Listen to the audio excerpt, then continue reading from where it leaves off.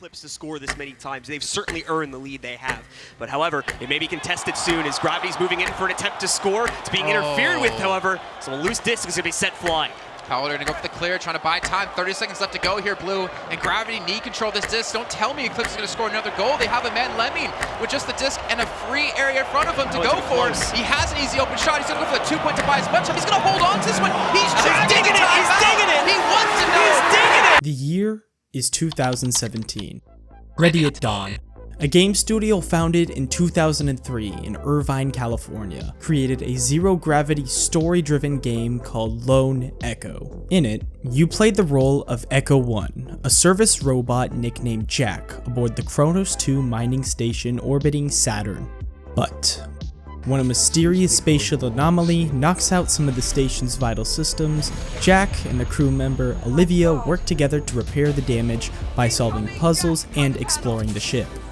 Before the game even launched, Lone Echo won the Game Critics Award for the best VR game at E3 2017, and when it finally did release to the public, it received nothing but high praise. While this beautiful title was making its rounds on the internet, the collective audience would soon shift their focus over to their multiplayer component, Echo VR.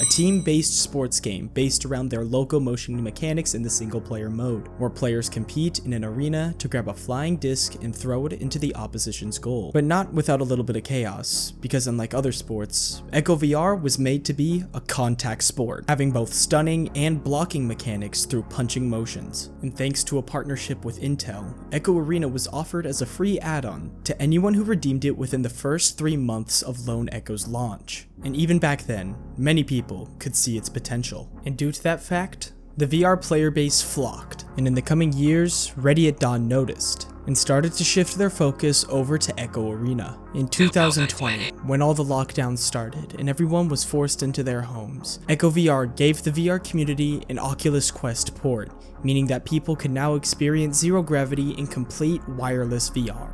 With that launch, Echo Arena got introduced to its primary player base and became one of the biggest games on the Oculus Quest store. And a year later, in 2021, they introduced the Echo Pass, which granted users different cosmetics based on how far they climbed up the tiers. The Battle Pass was purchased using Echo Points, which was Echo Arena's new virtual currency system. And with this, Ready at Dawn was now able to make Echo Arena a self-sufficient game, since they made their arena mode free to play on the Quest, and having Echo Combat as an unplayable, purchasable add-on. And things were going really well for Echo Arena around this time. They had multiple esports leagues running different tournaments with different prize pools, and the game was reaching new players every single day. The only thing standing in Echo's way of being the most popular game was a definitely unimportant title made by one of their own, Gorilla Tag. But we don't need to worry about that, because right now, things are looking fine. And with the release of the MetaQuest 2, more people are joining VR and in turn joining Echo Arena. Everything is just fine.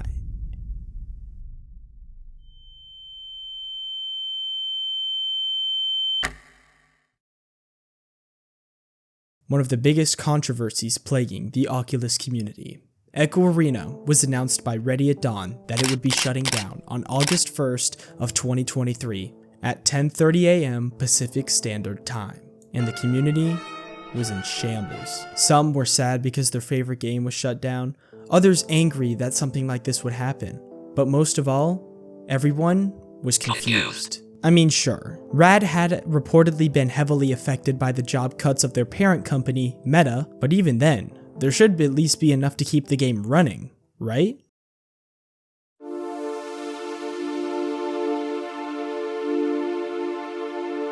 Community action.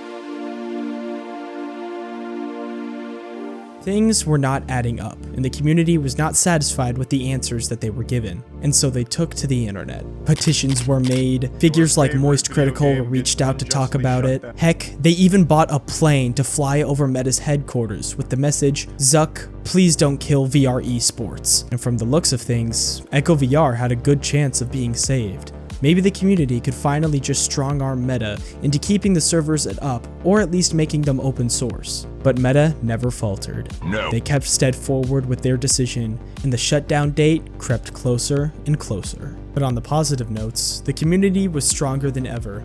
Most people got cosmetics for free, so they didn't have to buy anything more from Ready at Dawn, and many Echo remakes were starting their own development. And although it seems that the community was able to at least wrap a nice little bow around what they were given, one question still remained unanswered.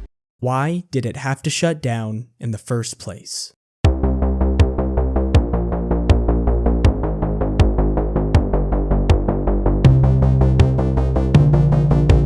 This is the question. If you close your eyes and listen closely, you can hear spirits breaking from tens of thousands of Echo VR players from across the world. I see you, I hear you, I read your comments, I read the petition. There were many theories that sprouted up from different people with all different types of knowledge, whether that's inside or out. One popular theory stated that the developers actually didn't know how to keep Echo Arena running. Now, this might sound a little stupid, considering it's a game developer's job to know how to code and keep their games running. However, what Echo Arena ran on was a programming language called Rust, a very uncommon but hyper-secure programming language. And with most game development courses and teams using C or C++, the theory starts to become more understandable, because with the recent layoffs as mentioned, many of Ready at Dawn's talent got poached to other games, such as the developers of the hit game Gorilla Tag, Another Axiom, who ended up poaching the project lead for Echo VR. So after everything was said and done, there may not have been enough manpower to keep the game going, and therefore they had to announce that they would be shutting the game down. Another theory talked about how Echo VR might have been hemorrhaging money, and they weren't making enough on their cosmetic sales in order to keep the servers running. Ultimately though, we still don't know. In fact, Meta has been completely silent on the whole thing, and any attempts to reach out to any higher-ups have always ended up with them dodging the question, such as the CTO, Andrew Bosworth. However, it's all just theory, and we may never even receive a clear-cut answer. But hope is still on the horizon, because as you watch this video, many different remakes of Echo VR trying to capture that same feeling and style from the community are trying to make their way up to the top. And ultimately, the community has once again been put in the limelight, bringing more players curious to join and see what the fuss is all about. So even though a lot of people might be mad at them, Ready at Dawn, or those who formerly worked it there, thank you. Thank you for giving us a game that for many became a second home, or a new friendship, or even a job opportunity. Thank you for giving us a game that let us make countless memories and allowed for many people to experience zero gravity for the first time. And although some may not support you guys in your future endeavors, we're all just trying to make it in this world. So truly, thank you and good luck.